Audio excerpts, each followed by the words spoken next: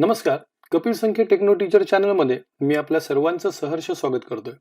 आजच्या व्हिडिओमध्ये आपण पाहणार आहोत डेटा व्हॅलिडेशन बद्दल. मग डेटा व्हॅलिडेशन कुठे आहे? तुम्ही पाहू शकता की डेटा या मेनूमध्ये इथे डेटा व्हॅलिडेशनचा हा टॅब आहे. डेटा व्हॅलिडेशनचा आपण उपयोग कुठे करतो? समजा एखादा डेटा आपल्याला रिस्ट्रिक्ट करून घ्यायचा आहे, म्हणजे हा नेमचा जो कॉलम आहे बघा, या नेमच्या कॉलम मध्ये फक्त नावच आली पाहिजे. जर तिकडे अंक टाकला तर तिकडे एरर लिहून आला पाहिजे. समजा आधार कार्ड नंबर आहे, तो युनिक असतो आधार कार्ड नंबर, तर तिकडे सेम आधार कार्ड नंबर असला तर तिकडे एरर दाखवला पाहिजे. मोबाईल नंबर 10 आकडीच असला पाहिजे. अशा पद्धतीने आपण डेटा व्हॅलिडेशनला रिस्ट्रिक्शन करून घेऊ शकतो आणि डेटा व्हॅलिडेशन अधिक प्रभावी पद्धतीने आपण वापर करून घेऊ शकतो. समजा बघा, इकडे सिरियल नंबरचा जो कॉलम आहे तिकडे आपण अंकच लिहितो. 1 2 3 4 पासूनचे जे अंक आहेत ते आपण अंक लिहून घेतोय. तर सर्वप्रथम आपण काय करायचं, हे सिलेक्ट करून घ्या. सिलेक्ट करून घेतल्यानंतर डेटा व्हॅलिडेशनच्या टॅब मध्ये जायचं आहे आणि डेटा व्हॅलिडेशनच्या टॅब मध्ये बघा, इकडे any value, whole number, decimal असं सर्व लिहिलेलं आहे. शेवटी कस्टम हा पर्याय निवडायचा आहे आणि कस्टम हा पर्याय निवडल्यानंतर इकडे फॉर्म्युला लिहायचा बघा. Is equal to is number A1 is equal to true. हा फॉर्म्युला आहे. त्यासाठी इज नंबर हे नेमकं कसं काम करते हे मी तुम्हाला एकदा समजावून देतो बघा. आता मी काय करतोय, या कॉलम मध्ये येतो. इकडे मी सर्वप्रथम इज इक्वल टू चा सिंबल टाकतोय आणि इज नंबर लिहितोय बघा. इज नंबरचा फॉर्म्युला इकडे शो झालेला आहे. त्यानंतर बघा, इकडे बोल्ड मध्ये लिहून आला व्हॅल्यू. कुठली व्हॅल्यू घेतो मी? हे बघा, हे एक घेतो A2 सेल मधलं आणि ब्रॅकेट कंप्लीट करून घेतो आणि एंटर करतोय. बघा, तुम्हाला काय दिसेल? ट्रू असं लिहून आलेलं आहे, म्हणजे ती संख्या आहे. इज नंबर म्हणजे संख्या, म्हणून ते ट्रू लिहून येते. आता इकडे पुन्हा एकदा आपण करून घेऊ बघा. Is equal to is number आणि समजा आपण हे कपिल जे नाव आहे हे मी B2 सेल मधलं सिलेक्ट करून घेतोय आणि इकडे ब्रॅकेट कंप्लीट करतोय आणि एंटरला क्लिक करतो. आता बघा काय लिहून आलंय? फॉल्स लिहून आलं. का लिहून आलंय? कारण हे नंबर नाहीये. आपण ज्या A2 सेल मध्ये घेतलेली संख्या होती, एक ही संख्या इकडे घेतलेली बघा, म्हणून तिकडे काय लिहून आलेलं आहे? ट्रू असं लिहून आलेलं आहे. म्हणजे लक्षात घ्या की इकडे इज नंबरचा फॉर्म्युला आपण वापरला आहे. लक्षात घ्या, डेटा व्हॅलिडेशन मध्ये डेटा व्हॅलिडेशन करताना जी सेटिंगचे जे टॅब आहे त्यामध्ये अलाव मध्ये तुम्हाला सर्वप्रथम सगळ्यात शेवटचा जो टॅब आहे कस्टमचा त्याला क्लिक करायचंय आणि फॉर्म्युला मध्ये is equal to is number आणि आपल्याला कुठला सेल सिलेक्ट करायचा आहे? हा बघा, इकडे मी तुम्हाला दाखवतोय. हा सेल सिलेक्ट करायचा A1 चा. ब्रॅकेट कंप्लीट करून घ्या आणि इकडे ट्रू असं लिहून घ्या.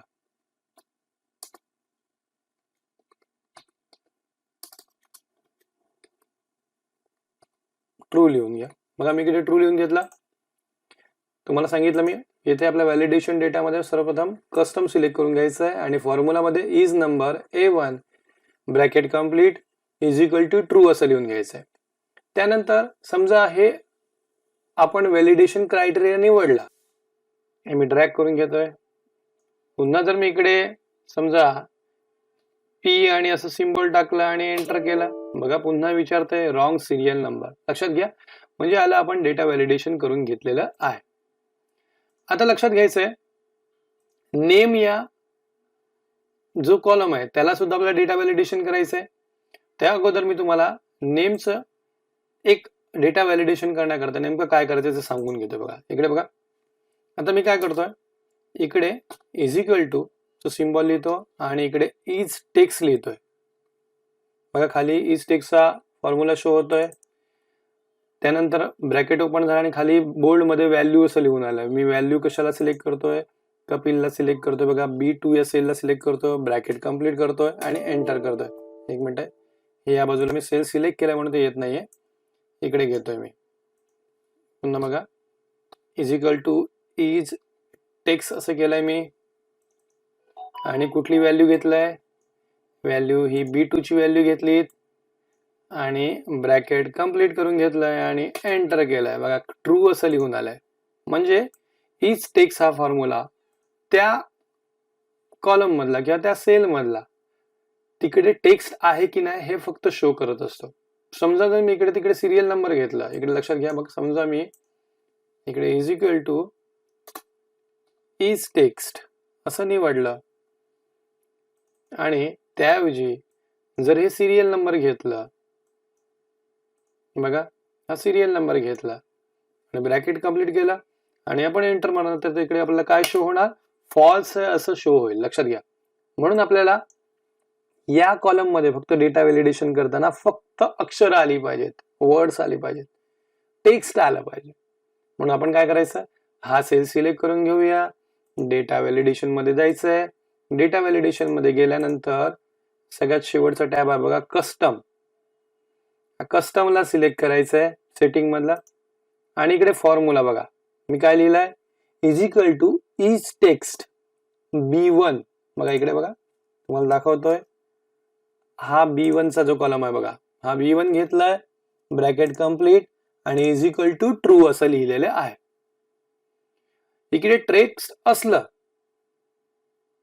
तरच इकडे शो होणार आहे आणि जर नसेल तर एरर अलर्ट आपल्याला काय द्यायचं आहे बघा, इकडे स्टाईल मध्ये मी स्टॉप दिलाय आणि टायटल मध्ये काय लिहिलंय, रॉंग नेम असं लिहिलेलं आहे आणि एरर मेसेज काय दिलाय, रॉंग एंट्री ऑफ नेम असं लिहून घ्यायचं आहे. आणि मी आता इथे ओके ला क्लिक करतोय. बघा आता मी समजा इकडे नावं लिहत जातोय, इथे एंट्री झालेली आहे किशोर असं एंट्री झालंय. पुन्हा मी इकडे चुकीने समजा नंबर लिहायला गेलो तर बघा काय लिहून येतं, रॉंग एंट्री ऑफ नेम. लक्षात घ्या, आलं की नाही. म्हणजे इकडे फक्त तुम्हाला टेक्स्टच घेणार आहेत. समजा मी इकडे पुन्हा परत नाव लिहिलं दीपक. अशा पद्धतीने आपण या नेम या कॉलमला डेटा व्हॅलिडेशन करून घेऊ शकतो इज टेक्स्टच्या फॉर्म्युल्याद्वारे. लक्षात घ्या, हा फॉर्म्युला खूपच उपयोगी आपल्याकरता आहे. आता आपल्याला लक्षात घ्यायचं आहे की मोबाईल नंबर, बघा तुम्हाला माहिती आहे मोबाईल नंबर हा 10 आकडीच असतो. आपण त्याच्यामुळे आपल्याला आता डेटा व्हॅलिडेशन करताना लक्षात घ्या, सर्वप्रथम मी हे सिलेक्ट करून घेतो सी नावाचा कॉलम आणि डेटा व्हॅलिडेशन मध्ये डेटा व्हॅलिडेशनला क्लिक करतोय आणि सेटिंग मध्ये बघा, सेटिंग मध्ये आता आपल्याला टेक्स्ट लेंथला क्लिक करायचं. लक्षात घ्या मी काय म्हणतो, टेक्स्ट लेंथला क्लिक केल्यानंतर इकडे between, not between, equal to असे बरेचसे ऑप्शन आहेत. त्यामधलं आपल्याला इक्वल टू याला क्लिक करायचंय आणि इकडे लिहून घ्यायचंय 10 लिहून घ्यायचंय. लक्षात घ्या, म्हणजे जो मी लिहिणार आहे टेक्स्टचा लेंथ हा किती आकडी असणार आहे, 10 आकडीच असणार आहे. लक्षात घ्या. आणि तो जर नसला तर मी एरर अलर्ट काय देणार आहे, स्टाईल मध्ये स्टॉप सिलेक्ट करणार आहे, टायटल मध्ये काय घेणार आहे, समजा 10 आकडीच्या ऐवजी मी 9 आकडी नंबर टाकलं तर तिकडे काय लिहून आला पाहिजे, रॉंग मोबाईल नंबर, किंवा त्याच्या खाली एरर मेसेज काय आला पाहिजे, राईट करेक्ट मोबाईल नंबर असं मी ठेवलंय आणि ओके ला क्लिक करतोय. मग आता मी इकडे नंबर टाकतोय 9823111122. हा नंबर सेव्ह झालेला आहे. पुन्हा मी 9823111122 असंच टाकला. बघा आता मी फक्त 9 आकडी नंबर टाकलाय, एंटर केलाय. बघा राईट करेक्ट मोबाईल नंबर. बघा म्हणजे मी 10 आकडी नंबर टाकला नव्हता, चुकून फक्त मी इथे 9 आकडी नंबर टाकलाय म्हणून मला तो एरर येतो. आता पुन्हा बघा मी पुन्हा टाकतोय 98231111. पुन्हा आता एरर आलाय, का आलाय, मी इथे 11 आकडी नंबर टाकलेला आहे. बघा अशा पद्धतीने सुद्धा आपण मोबाईल नंबर जो आहे ह्या मोबाईल नंबरला आपण डेटा व्हॅलिडेशन अधिक चांगल्या पद्धतीने करून घेऊ शकतोय. आता आपल्याला बघायचं आधार कार्ड. मित्रांनो तुम्हाला माहिती आहे प्रत्येक आधार कार्ड हे एक युनिक असतं, त्याला एक वेगळा एक नंबर असतो. जर सेम नंबर आपण एका आता बघा इकडे कपिल नावाचा जो एम्प्लॉय आहे त्याला हा आधार कार्ड नंबर टाकलाय. समजा मी किशोरला सुद्धा कपिलचाच आधार कार्ड नंबर टाकला तर तो तिकडे एंट्री झाली नाही पाहिजे, त्याला रिस्ट्रिक्ट झाला पाहिजे त्या सेलला. डेटा व्हॅलिडेशन आपण ते कशा पद्धतीने करून घेऊ शकतो ते एकदा बघून घेऊया. बघा मी हा डी कॉलम पुन्हा सिलेक्ट करून घेतो. लक्षात घ्या आधार कार्ड नंबर आपल्याला तोच हवाय, तो म्हणजे कुठला, प्रत्येक एम्प्लॉयला एकसारखा नको, प्रत्येकाला युनिक हवाय. त्याच्याकरता मी तुम्हाला सर्वप्रथम इकडे बाजूला काउंट इफचा फॉर्म्युला तुम्हाला दाखवतो. बघा लक्षात घ्या, इकडे बघा आता हा काउंट इफचा फॉर्म्युला कसा वर्क करतो ते एकदा पाहून घेऊया. मी बघा इकडे इज इक्वल टू लिहितोय आणि काउंट इफ लिहितोय. बघा काउंट इफ लिहितोय. काउंट इफ लिहिल्यानंतर इकडे ब्रॅकेटमध्ये रेंज विचारतंय. समजा मी ही रेंज घेतली, बघा म्हणजे कुठून A2 पासून ते A9 पर्यंत. पुन्हा फॉर्म्युला मध्ये या. आता बघा इकडे मला आता स्वल्पविराम दिल्यानंतर क्रायटेरिया विचारतंय. क्रायटेरिया आता क्रायटेरिया कुठला आहे? क्रायटेरिया माझा हा मी सिलेक्ट केलाय, लक्षात घ्या. आणि मी इकडे ब्रॅकेट कंप्लीट करून घेतो आणि एंटरला क्लिक करतो. बघा इकडे किती लिहून आलेलं आहे? 1. आपण A2 ही सेल सिलेक्ट केली होती, म्हणजे लक्षात घ्या 1 हा आकडा किती वेळ इकडे फक्त 1 वेळा आलाय, म्हणजे हे काउंट केलेलं आहे. समजा मी परत पुन्हा इकडे 1 लिहिला तर तुम्हाला दिसेल की हा 1 आकडा किती वेळ झालेला आहे? 2 वेळा झालेला आहे. तुम्ही पाहून घ्या इकडे किती वेळा झालेला आहे? 2 वेळा झालेला आहे, लक्षात घ्या. म्हणजे काउंट इफच्या फॉर्म्युलाद्वारे आपण हा जो आधार कार्डचा जो नंबर आहे त्याला डेटा व्हॅलिडेशन करून घेऊ शकतो. चला मग आपण आधार कार्डला डेटा व्हॅलिडेशन करून घेऊया.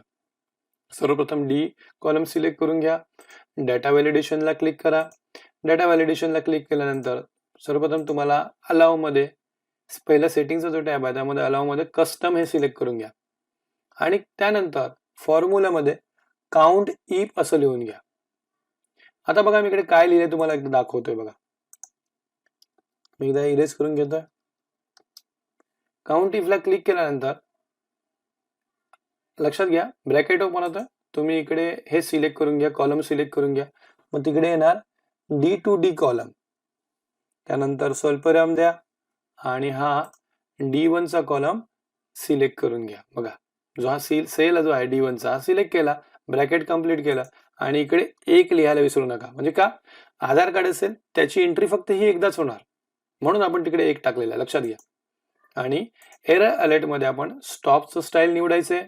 टायटल मध्ये आपल्याला रॉंग आधार कार्ड लिहायचंय आणि एरर मेसेज मध्ये आपण लिहून घेऊया राईट करेक्ट आधार कार्ड. आणि मी आता इथे ओके ला क्लिक करतोय. आता मी इकडे आधार कार्ड नंबर टाकतोय. बघा मोठं करून घेतो थोडस.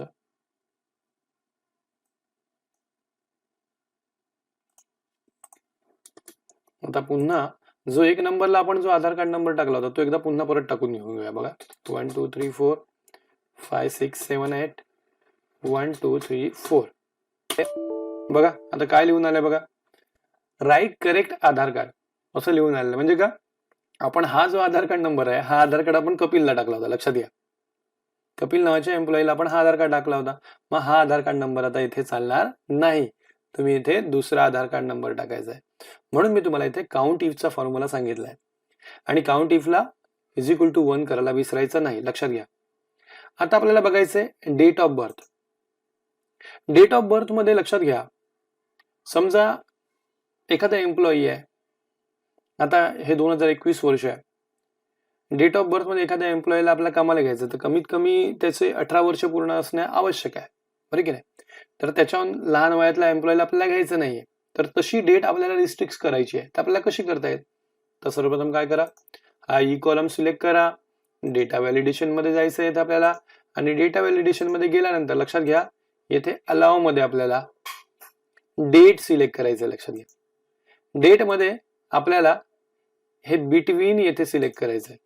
आता बघा मी इकडे स्टार्ट डेट टाकलेत बघा 1/1/1960 आणि एंड डेट किती पर्यंत टाकलाय 31/12/2002. म्हणजे या 1/1/1960 पासून ते 31/12/2002 पर्यंत ज्यांच्या डेट्स आहेत त्याच डेट फक्त इकडे एंटर होतील. त्या 31/12/2002 च्या वरच्या डेट यामध्ये एंटर होणार नाहीत, लक्षात घ्या. आणि त्या डेट जर टाकल्या तर आपण काय एरर देणार ते एरर अलर्ट मध्ये द्यायचं. स्टाईल मध्ये तुम्ही काय निवडणार स्टॉप.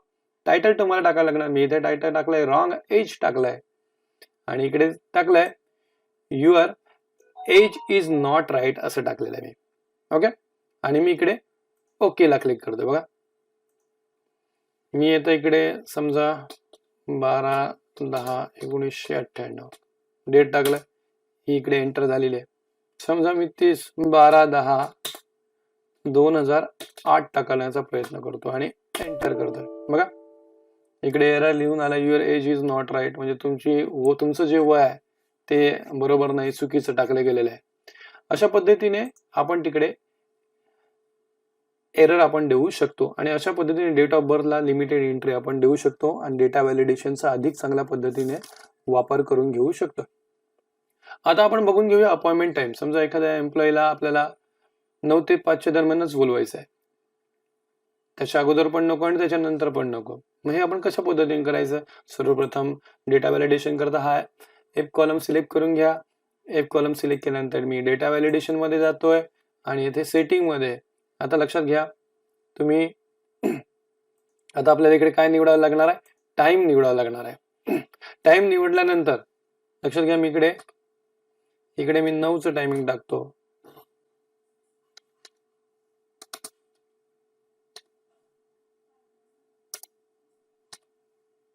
9 AM टाकतोय. 9 AM ते एंड टाइम इकडे आपण काय टाकू? 5 PM.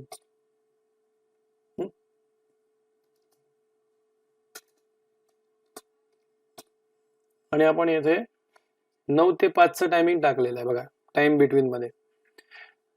एरर अलर्ट आपण इकडे निवडूया. समजा 5 नंतर आलं तर आपण रॉंग टाइम असं एरर टाकून देऊया. एंटर आणि एरर मेसेज मध्ये एंटर करेक्ट टाइम असं एरर मेसेज पण टाकूया आणि आपण ओके ला क्लिक करूया. बघा इकडे मी 12 AM लिहितो. बघा इकडे लिहून आलंय बघा, एंटर करेक्ट टाइम असं लिहून आलेलं आहे. समजा मी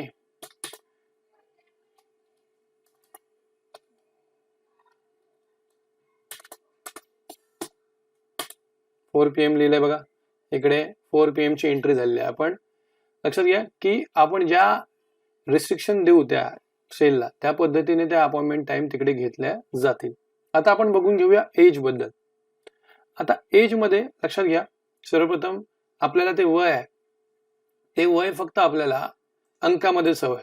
म्हणून मी काय करणार, सर्वप्रथम हा जी कॉलम सिलेक्ट करणार, डेटा व्हॅलिडेशन मध्ये जाणार आणि सेटिंग मध्ये बघा लक्षात घ्या कस्टम निवडायचं आहे मला. आणि फॉर्म्युला मध्ये तुम्हाला मागे मी सांगितलं होता जर अंक पाहिजे असेल तर इज नंबर, लक्षात घ्या इज नंबर आपल्याला निवडायचा आहे. आणि हा जो एज लिहिलाय हा G1 चा कॉलम इथे सिलेक्ट करा आणि इज इक्वल टू ट्रू असं लिहून घ्यायचं आहे. बघा तुम्हाला मी दाखवतोय, पुन्हा एकदा दाखवतो बघा, is equal to is number लिहिला, त्याच्यानंतर हा G1 चा जो कॉलम आहे तो लिहून घ्या, इज इक्वल टू ट्रू असं लिहून घ्या.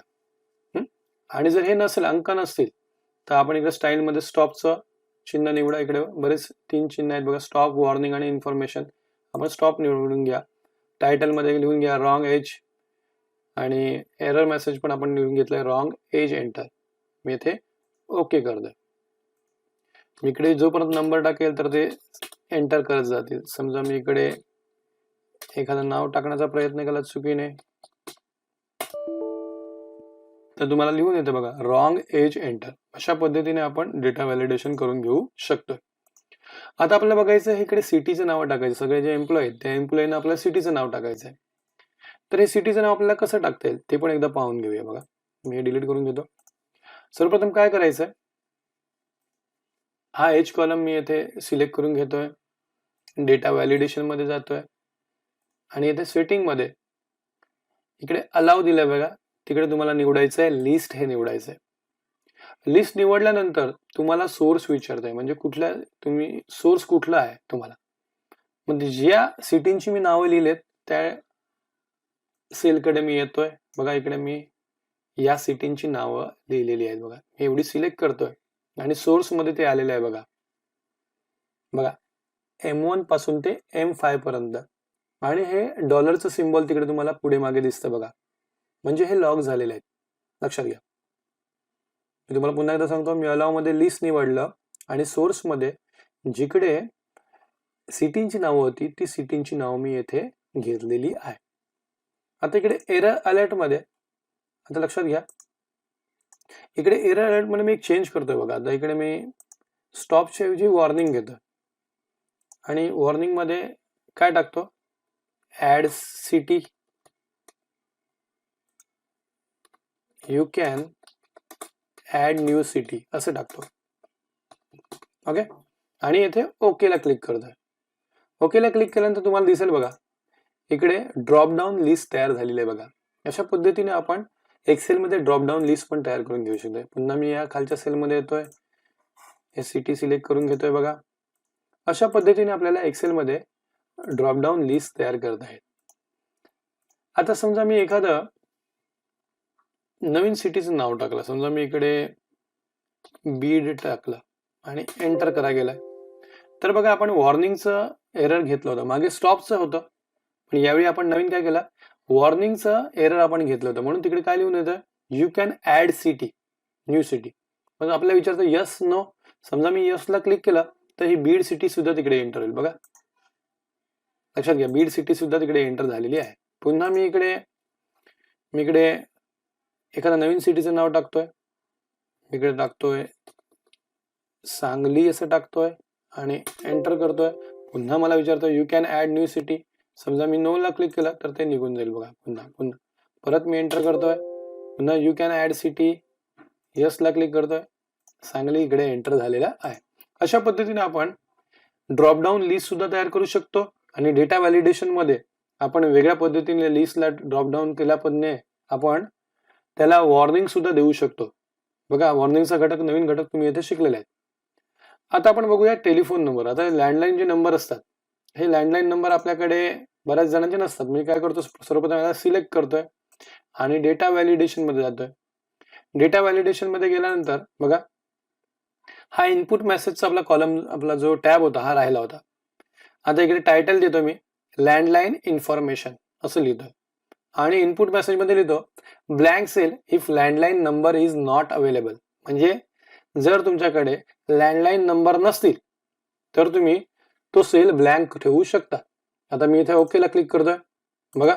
मी ज्या सेलकडे जाणार तिकडे मला लिहून आले बघा, landline information blank cell if landline number is not available असं आपल्याला तिकडे वर लिहून येतं. म्हणजे अशा पद्धतीने आपण डेटा व्हॅलिडेशन मधील इनपुट मेसेजचा सुद्धा वापर करून घेऊ शकतो.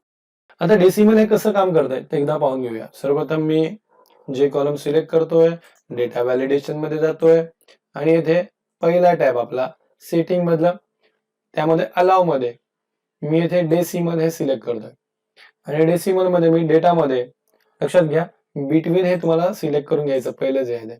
आता मिनिमम मी इकडे 2.5 पासून ते 8.5च्याच मला एंट्री हव्यात, लक्षात घ्या. ते जर नसतील तर मला एरर मेसेज काय हवाय, रॉंग डेसिमल असं मला एरर लिहून आलं पाहिजे आणि खाली मेसेज आला एंटर करेक्ट डेसिमल असं लिहून आलं पाहिजे, लक्षात घ्या. म्हणून मी इकडे तो मेसेज टाकतोय आणि लक्षात घ्या मी इथे ओके ला क्लिक करतोय. आता बघा मी इकडे 4.5 टाकलाय, 6.5 टाकलाय, आता इकडे मी 9.5 टाकायला जातो बघा. आता काय आलंय बघा, एंटर करेक्ट डेसिमल असं लिहून आलंय. 2.5 पासून ते 8.5 टाकलं होतं मी. आता पुन्हा इकडे 1.5 टाकायला जातो, पुन्हा लिहून येत आहे एंटर करेक्ट डेसिमल. अशा पद्धतीने आपण डेटा व्हॅलिडेशनचा डेसिमल या टाईपचा अधिक चांगल्या पद्धतीने उपयोग करून घेऊ शकतो. मित्रांनो, हा जो व्हिडिओ बनवला त्या व्हिडिओला मला तुम्हाला डेटा व्हॅलिडेशन हे भाग मी तुम्हाला शिकवलेला आहे. तर हा व्हिडिओला तुम्हाला रेटिंग द्यायचं, तर तुम्हाला किती रेटिंग द्यायची आहे, चला आपण ते रेटिंग पण देऊया. पण ते तुम्हीच देणार, मी देणार नाहीये. सर्वप्रथम काय करायचं, हा केस कॉलम जो आहे तो सिलेक्ट करून घ्या. डेटा व्हॅलिडेशन मध्ये डेटा व्हॅलिडेशनला क्लिक करायचंय. आता लक्षात घ्या, आता तुम्हाला अलाव मध्ये, या सेटिंग मधल्या अलाव मध्ये होल नंबरला सिलेक्ट करायचं. होल नंबर म्हणजे पूर्ण संख्या. आता ही पूर्ण संख्या लक्षात घ्या, मग तुम्हाला समजा 0 पासून ते मॅक्झिमम 10 पर्यंत, इकडे मिनिमम मध्ये 0 टाकलाय आणि मॅक्झिमम मध्ये 10 टाकलाय असं रेटिंग द्यायचंय. आणि इकडे एरर अलर्ट, तिकडे मी स्टॉप ठेवतोय आणि टायटल मध्ये देतो wrong rating point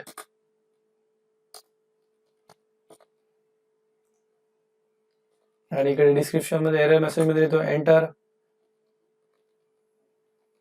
correct rating point असं लिहितोय आणि इथे मी ओके ला क्लिक करतोय. बघा आता मी इकडे 1 लिहितोय, इकडे 5 लिहितोय, इकडे 6 लिहित आहे, इकडे 0 पण लिहिलंय, पण मी इकडे बघा 11 लिहितोय आणि एंटर करतोय. नाही, enter correct rating point 11 number घेणार नाही. लक्षात घ्या. अशा पद्धतीने आपल्याला सुद्धा डेटा व्हॅलिडेशनचा अधिक चांगल्या पद्धतीने प्रभावी वापर करता येतो. मित्रांनो, आजच्या व्हिडिओमध्ये आपण डेटा व्हॅलिडेशनच्या बद्दल अत्यंत बारकाईने माहिती पाहिलेली आहे आणि याचा प्रभावी वापर तुम्हाला एक्सेल मध्ये जर केला तर नक्कीच तुम्ही एक्सेल मध्ये एक्सपर्ट होतील. या व्हिडिओची संदर्भात जी काही नवीन नवीन माहिती आहे मी तुम्हाला देणारच आहे. आणि मित्रांनो, याचा तुम्ही प्रॅक्टिस करून घ्या, याचा पुरेपूर सराव तुम्ही करून घ्या. त्याकरता मी व्हिडिओच्या डिस्क्रिप्शन मध्ये तुम्हाला याची एक फाईल देणार आहे, जी डिस्क्रिप्शन बॉक्स मध्ये असणार, ती डाउनलोड करून तुम्ही त्याचा सराव करून घ्या. आणि महत्वाचं म्हणजे हा व्हिडिओ आवडल्यास हा व्हिडिओ शेअर आणि लाईक करायला विसरू नका. आणि हो, माझं जे चॅनल आहे कपिल संकेत टेक्नो टीचर ते सबस्क्राईब करायला विसरू नका. Thank you very much.